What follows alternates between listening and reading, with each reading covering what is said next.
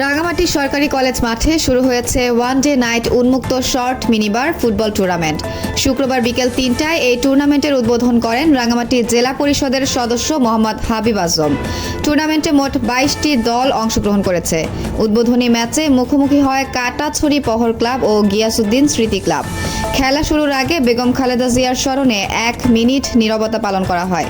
প্রধান অতিথি তার বক্তব্যে বলেন, খেলাধুলা যুব সমাজকে মাদক ও অপরাধ থেকে দূরে রেখে সুস্থ সমাজ গঠনে ভূমিকা রাখে।